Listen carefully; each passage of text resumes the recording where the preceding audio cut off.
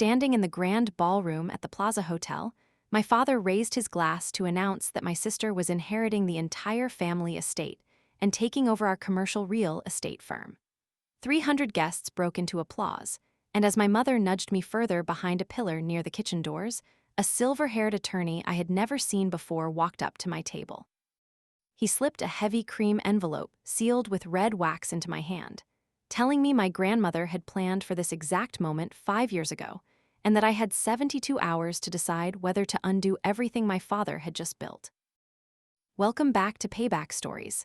I'm Rachel, and if you enjoy stories about family drama, betrayal, and karma finally catching up, make sure to hit subscribe and drop a comment.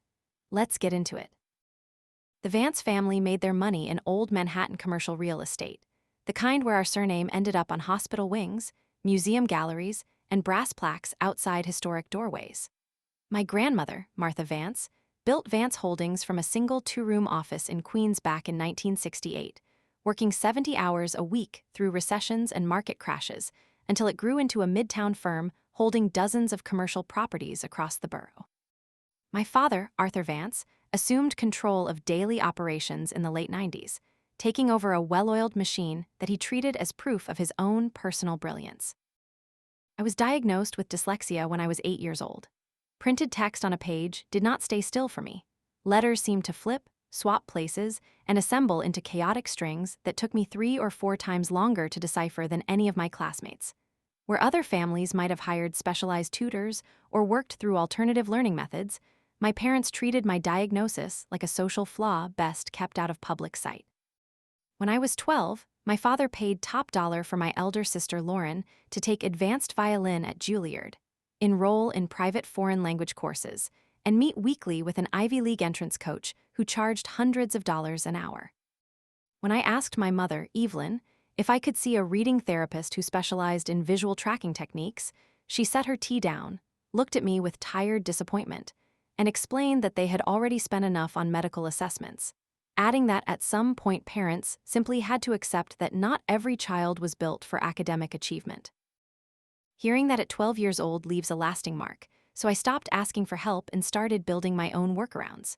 Because standard reading was slow, I learned to rely on audio recordings and built a personal system of structural diagrams, flowcharts, and color-coded visual webs to map out complex information.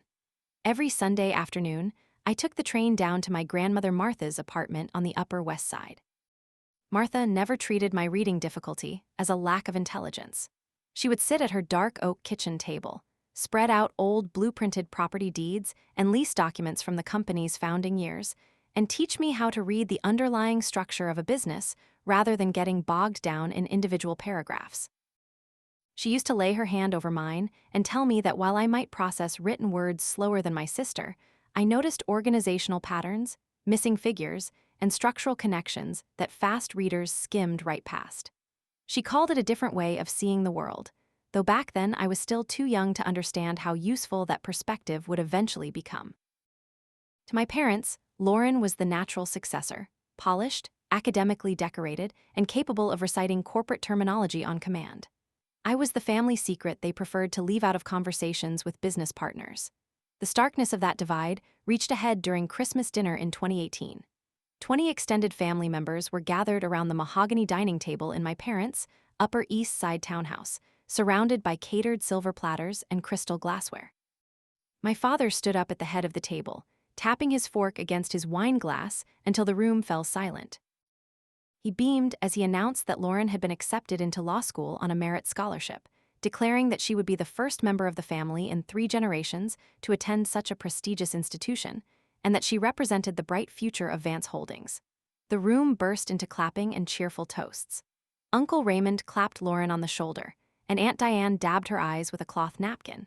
Then my father's gaze shifted down toward the end of the table where I sat. The warmth drained from his face as he paused, chuckled softly, and added that I was present as well. A few relatives let out uncomfortable, polite laughs, the kind people make when someone tells an awkward joke at a formal gathering. Lauren laughed along with them, adjusting her silk blouse, while I kept my eyes fixed on my dinner plate, swallowing the lump in my throat. Underneath the linen tablecloth, a thin hand reached across and squeezed my fingers tightly. Grandma Martha sat directly opposite me, her face firm with quiet anger directed squarely at her own son. She did not raise a scene that evening, but 3 months later, she asked me to come over to her apartment because she had something crucial to show me. It was March 2019, and Martha was 82 years old. Her physical frame had grown thin, but her eyes were as sharp as they had ever been. She sat in her armchair surrounded by framed photographs on the wall, Martha breaking ground on her first Queens property in 1968, Martha shaking hands with city officials, and Martha receiving civic awards for urban development. Conspicuously absent was any photo of my father taking credit for her work. She pointed out that she had built the firm from nothing through hard work and patience, whereas my father had simply inherited a thriving business without ever understanding what it took to create something from the ground up. She remarked that my father measured human worth strictly by degrees, titles, and public displays of status, whereas she valued people by how they treated those who could not fight back. She reached into her side table, pulled out a small mahogany wooden box with polished brass hinges, and placed it firmly in my hands.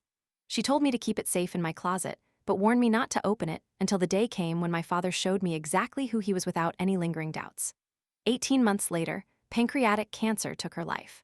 I sat by her bedside holding her hand during her final hours in hospice, the only member of the immediate family who stayed through the night. The wooden box remained locked away in my closet, its contents still a mystery.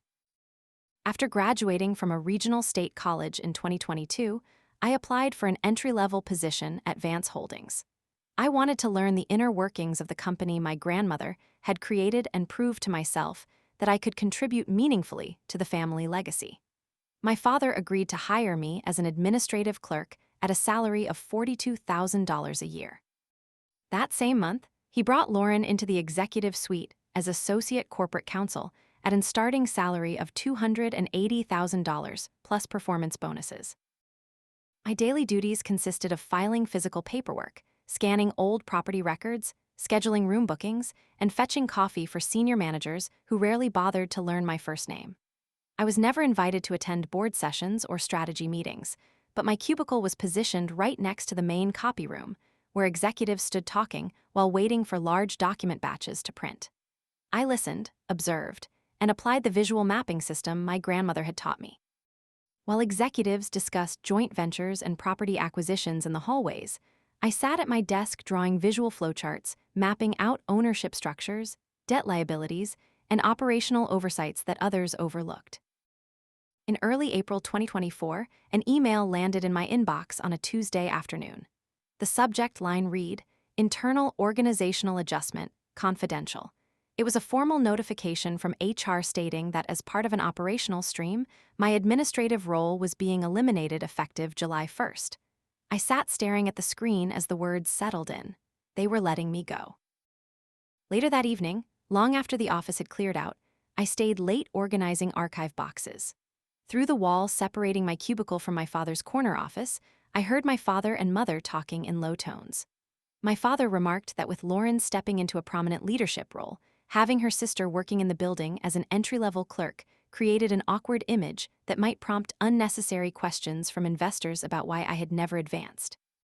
My mother sighed softly and replied that they had done everything they could for me over the years, but some children simply lacked the fundamental drive to succeed. My father agreed, saying a severance package would allow me to find something more suited to my limited capabilities. My studio apartment in Queens cost $1,800 a month, which I shared with 2 roommates, and my modest savings offered virtually no buffer. If I lost this job, I would be financially broke within 2 months. But beyond the money, a quiet realization settled over me. If I quietly accepted their dismissal and walked away, I would spend the rest of my life accepting their narrative that I was a failure, not because I lacked capability, but because they had spent 28 years ensuring I never had a real platform to stand on. The annual celebration for Lauren was scheduled for the following evening at the Plaza Hotel, and I knew my father was planning a major public announcement. On May 15th, the grand ballroom at the Plaza was filled with 350 guests.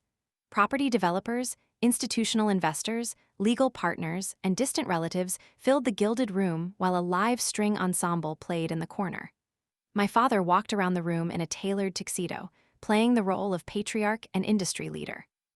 I stood near the entrance in a simple black dress purchased off the rack for $79, the best I could afford on my clerk's salary. My mother intercepted me before I could find a chair, her eyes scanning my simple dress and plain shoes with evident disapproval. She quietly instructed me to head back to table 27, which was tucked behind a large decorative pillar near the kitchen service doors, adding that I should refrain from drawing attention to myself. She leaned in closer, smelling heavily of expensive perfume, and warned me that tonight belonged entirely to Lauren, telling me to leave any personal grievances or resentment at home so as not to embarrass the family. Table 27 was located at the very back of the ballroom, offering a distant view of the main stage where a towering portrait of Lauren hung above a banner celebrating her law school achievements. Seated near the main entrance, completely detached from the crowd, was a senior gentleman in a dark gray suit. He was not eating or socializing. He simply stood quietly by the doors, scanning the room until his eyes locked onto mine. At 8:30, the music stopped and the ballroom lights dimmed as my father stepped up to the microphone on stage, holding a glass of champagne. He began by praising Lauren's academic record, noting that she had finished near the top of her law class and was already on track for senior partnership at a top-tier firm. His voice boomed through the speakers as he declared that he was not merely celebrating her past achievements, but formally establishing the future of Vance Holdings. Lauren joined him on stage, smiling brightly. My father raised his glass higher and announced that upon his eventual retirement, Lauren would inherit his entire controlling stake in Vance Holdings, along with the family's Park Avenue residence and primary assets. The ballroom erupted into enthusiastic applause and flashbulbs, with guests standing to offer congratulations. Nobody at the head tables turned to look toward table 27. As the applause began to wane, the silver-haired gentleman by the entrance began walking intentionally across the ballroom floor straight toward my table. He stopped right beside my chair, pulled a crisp business card from his jacket, and handed it to me. The card read, Charles Miller, Senior Partner, Miller and Sterling Attorneys at Law. He introduced himself as my grandmother Martha's longtime personal attorney. The name registered immediately from old documents I had seen as a child. He explained that Martha had left a confidential legal document in his firm's vault with explicit written instructions regarding its delivery. He reached into his coat and produced a thick cream-colored envelope sealed with heavy red wax and stamped by a public notary. When I asked what it was, Charles Miller informed me in a quiet, measured voice that it was Martha's final, fully executed will, a document my father knew nothing about. The notary stamp bore the date of September 12, 2019, 5 months after the afternoon she had given me the mahogany box. He explained that my grandmother had given strict, binding instructions that this envelope was only to be hand-delivered to me on the exact day my father publicly disinherited me in front of the family. He looked toward the stage where my father and Lauren were taking photos, remarking that the condition had just been fulfilled. My fingers gripped the edge of the envelope as I asked him what was written inside. Charles Miller offered a brief, respectful nod and shared Martha's final message to me, that I was to receive this document the moment my father showed his true colors, because by that point, I would possess the maturity required to handle what came next. He handed me a secondary card with his personal phone number written on the back, telling me he would be available whenever I was ready to proceed, before turning and quietly disappearing out the ballroom doors. I walked through the service doors into a quiet hallway behind the banquet kitchen where fluorescent lights hummed overhead. Breaking the wax seal, I pulled out 3 pages of formal legal text signed, witnessed, and notarized on September 12, 2019. Reading carefully through the opening clauses, my eyes stopped at a key paragraph near the middle of the second page. To my beloved granddaughter, Rachel Ann Vance, I hereby grant and bequeath 51% of all voting equity shares in Vance Holdings LLC, along with total executive voting control associated therewith. The document went on to state that Martha was making this bequest with full awareness of how my father had systematically excluded, minimized, and overlooked me throughout my life. She noted in plain legal phrasing that my exclusion was not the result of any mental limitation, but rather the consequence of my parents' emotional neglect, stating clearly that she refused to allow her son's prejudice to dictate the ultimate ownership of the company she had built. Near the bottom of the page was a strict conditional clause. To activate this bequest, Rachel Ann Vance must submit a formal petition for an emergency board meeting within 72 hours of receiving this document. Should she fail to submit the petition within this mandatory 72-hour window, this document shall become null and void, and my prior 2015 estate structure shall remain in effect. The deadline fell precisely at 8:30 p.m. on May 18th. When I stepped back into the main lobby, Charles Miller was waiting near the coat check. I asked him why my grandmother would attach such a tight 72-hour deadline to the bequest. He replied calmly that Martha understood human nature deeply. She knew that if she gave me unlimited time, I might talk myself out of acting or allow my family to convince me to stay silent. The deadline was not intended as a burden, but as a firm nudge to force me to step up and claim what was rightfully mine. He added that if I chose to move forward, he was prepared to help draft the formal board petition immediately. Through the glass doors of the ballroom, I could see my parents holding court among wealthy attendees, fully convinced that their vision of the future was settled. I knew that if I filed this document, I would shatter my relationship with my parents and sister forever. But if I stayed quiet, I would be agreeing to spend the rest of my life living under their dismissive narrative. I looked down at the signature of the woman who had spent hours at her kitchen table teaching me how to read corporate structures. I told Charles Miller that we would be filing the petition first thing in the morning. He permitted himself a faint smile and replied that my grandmother had absolute confidence I would make that choice. Later that night in my Queens apartment, while my roommates were asleep, I pulled the mahogany box out from my closet and sat on my bed. The brass hinges creaked open. Inside was a handwritten letter from Martha, an original 1968 partnership agreement, and a modern USB flash drive. I opened the letter first. Martha wrote that if I was reading her words, Charles had carried out his duty and my father had acted precisely as she anticipated.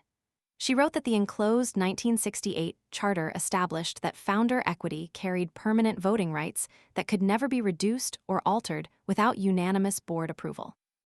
The USB drive contained a digitized audio recording and official minutes from an executive board meeting in March 2018, during which my father had quietly introduced a resolution to strip Martha of her voting rights on the grounds of advanced age. The board had rejected his motion by 2 votes, Martha's own vote and that of her longtime board colleague, Helen Brooks. Martha noted in her letter that she had never forgotten his attempt to betray her, urging me to use the documents not out of petty malice, but to restore fairness and balance to the firm. At 9 o'clock the following morning, I called Helen Brooks. Her voice came through the speaker firm and sharp. She listened intently as I explained the situation, confirming that Martha had confided in her about the updated will shortly before her passing. Helen explained that in order to call an emergency board meeting under company bylaws, 3 sitting directors needed to sign the formal petition.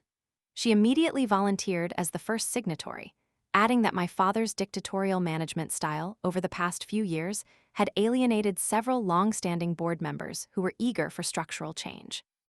She suggested reaching out to Raymond Sterling and Diane Foster, 2 directors who had repeatedly clashed with my father over major capital decisions.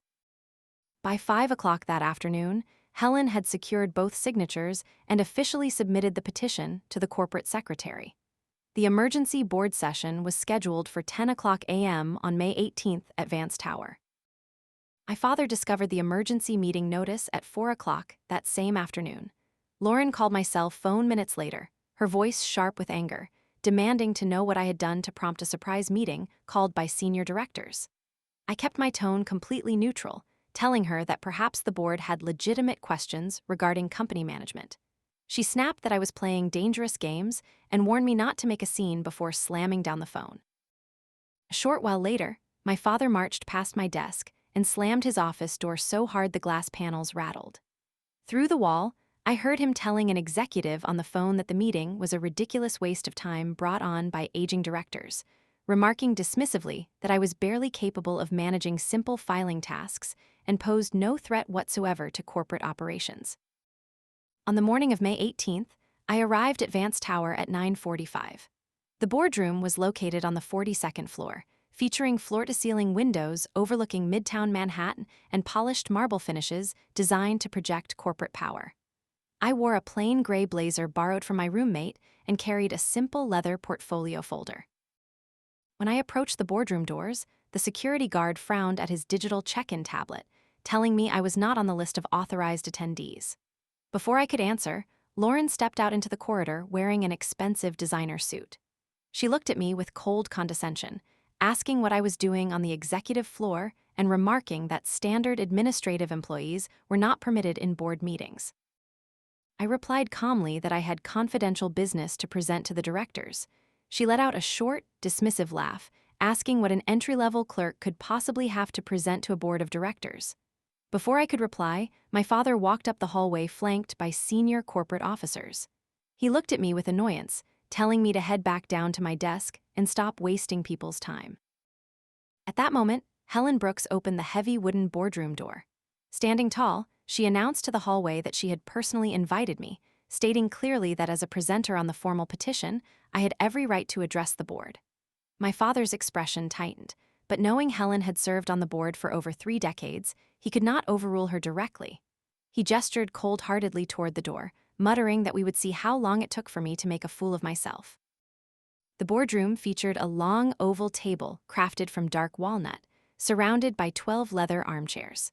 Portraits of former executives hung along the wood-paneled walls, including a painted portrait of my grandmother Martha positioned directly above the fireplace mantel.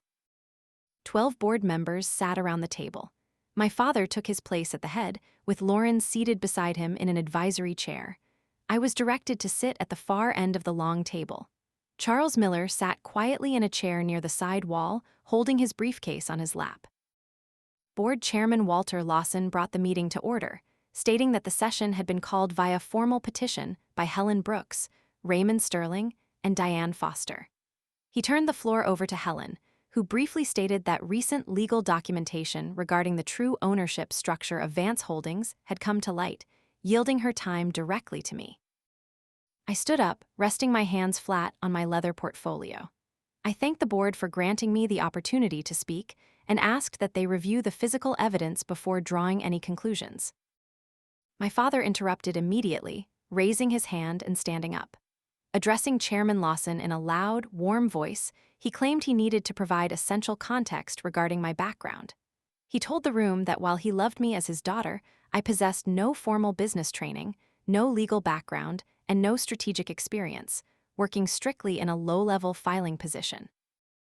Lauren chimed in from her seat, adding with manufactured sympathy that I struggled with severe reading difficulties and that my recent behavior was simply an emotional reaction to her career accomplishments. Chairman Walter Lawson tapped his pen firmly on the table, cutting Lauren off in middle of her sentence. He reminded my father that under corporate governance rules, a petitioner had the right to present their material without interruption, instructing my father to sit down and await his turn to speak. I opened my portfolio, pulled out the notarized document, and held it up for the room to see. I stated clearly that I was not there to discuss my childhood learning differences, but to present the last will and testament of Martha Vance, executed and notarized on September 12, 2019. My father's face went pale. He stammered that my claim was completely impossible, insisting that my grandmother's final estate documents had been finalized back in 2015. I kept my voice level and deliberate. I explained that under state probate law, a subsequent, fully notarized will automatically revokes all prior estate documents. I slid the original document across the polished table to Chairman Lawson, while Charles Miller stood up to state his name, firm, and bar credentials, confirming under oath that he had personally drafted, witnessed, and escrowed the 2019 document at his firm's vault. Chairman Lawson put on his reading glasses, scanned the front page, and paused. He looked up across the table directly at me, confirming aloud that the document bequeathed 51% of all voting equity shares in Vance Holdings directly to me. A sudden murmur ran through the room. Lauren blurted out that the document had to be a fake, but Charles Miller responded firmly that making baseless allegations of legal fraud against a senior law partner without proof was a serious error. My father slammed his hand on the table, shouting that his mother had been elderly and manipulated in her final years. In response, I pulled out my phone, connected it to the boardroom media hub, and played the 2018 audio file.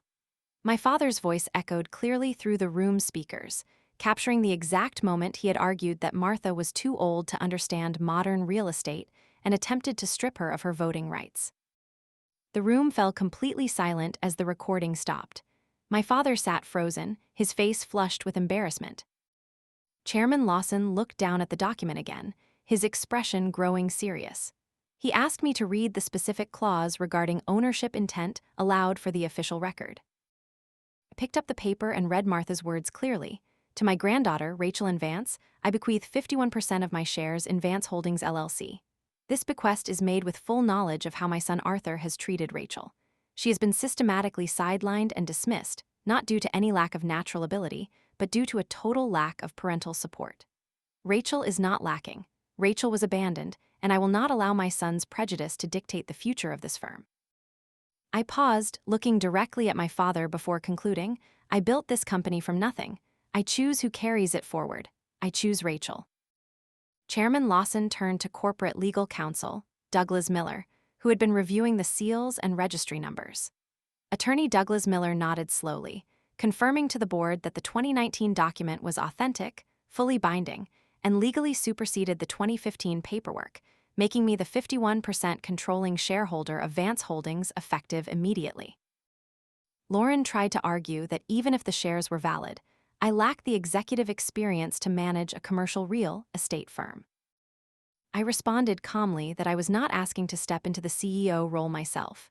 Instead, I pulled out the original 1968 charter documents and corporate bylaws, pointing out that, as majority shareholder, I was exercising my right to introduce a formal board motion. My father stood up angrily, demanding to know what I was doing. Chairman Lawson firmly ordered him to remain seated. Addressing the 12 directors, I stated that I was moving for a formal vote of confidence regarding Arthur Vance's continuation as Chief Executive Officer. I explained that if a majority of the board expressed confidence in his leadership, I would not interfere with operational management. However, if the board voted no confidence, his tenure as CEO would conclude per company bylaws. Lauren shouted that I was conducting a petty personal vendetta, but I looked her straight in the eye and answered that this was standard corporate governance, the exact process established by our grandmother 40 years ago. Chairman Lawson asked if there was a second for the motion. Helen Brooks raised her hand without hesitation. Chairman Lawson called for a hand vote. He asked all those expressing continued confidence in Arthur Vance as CEO to raise their hands. 4 hands went up, representing my father's immediate allies. When Chairman Lawson asked for all those voting no confidence, 7 hands rose clearly into the air, including Helen Brooks, Raymond Sterling, and Diane Foster. Chairman Lawson recorded the tallies, looked at my father, and announced that the motion of no confidence had passed 7-4. He stated that per Section 14 of the corporate bylaws, my father had 30 days to tender his official resignation. My father sat entirely silent. He turned his head and looked at me, not with the condescension he had displayed for 28 years, but with a quiet, stunned realization that he had completely lost control of the firm because he had underestimated me. When the meeting adjourned, my parents caught up to me in the private corridor outside the elevators. My mother was visible upset, her makeup smudged, while my father demanded to know how I could humiliate the family in front of 12 business associates. I stood my ground, looking at both of them, and answered that I had not humiliated anyone. I had simply brought the truth to light. My father gritted his teeth and warned that they would hire attorneys to contest the will in court. I replied calmly that every document had been validated by independent firms and that any legal challenge would only result in public exposure of his 2018 attempt to strip his own mother of her assets. My mother stepped forward, her voice trembling as she claimed they had only ever tried to protect me from pressures I was not equipped to handle. I looked at her and replied that excluding me from family life, ignoring my presence at gatherings, and dismissing my potential was not protection, but abandonment. I added that I had spent my entire life trying to earn their approval, but I was finally done asking for permission to exist. I turned and stepped into the elevator. As the doors slid shut, I took a deep, quiet breath, feeling the heavy weight of 28 years of self-doubt finally lift off my shoulders. Over the next several weeks, the transition moved forward smoothly. My father signed his official resignation paperwork, and Chairman Walter Lawson assumed the role of interim CEO, while the board initiated a professional candidate search for permanent executive leadership. The board created a new executive role for me as Director of Strategic Development, allowing me to oversee property sustainability and long-term asset planning at a fair market salary of $185,000 a year, supported by my share dividends. 2 months later, I moved into a sunlit pre-war apartment in Brooklyn Heights, featuring a clear view of the East River bridges my grandmother used to cross when she first started the business. My mother asked to meet me for lunch at a quiet midtown cafe. Sit across from me, she offered a genuine apology for how she had allowed my father's rigid expectations to dictate how she treated me. I accepted her words with quiet reserve, knowing that while 20 years of neglect could not be erased in an afternoon, we could at least interact with honest boundaries moving forward. A few weeks after that, Lauren reached out and asked to meet on a bench in Central Park. The sharp arrogance she had carried for years was gone. She admitted openly that growing up as the expected golden child had created its own intense pressure, confessing that she had stayed silent during our childhood because she was afraid that defending me would make her a target of our father's anger. I told her that while we could not rewrite the past, I was open to building a real, honest relationship as sisters from scratch. On the main wall of my new apartment, I hung a framed portrait of Grandma Martha. Looking at her smiling face in the soft evening light, I knew that her true legacy was not just 51% of a real estate firm, but the quiet strength she had passed down to me to finally stand up, speak clearly, and define my own value on my own terms. If you enjoyed this story, subscribe to Payback Stories for a new family drama story every day, and I'll see you in the next one.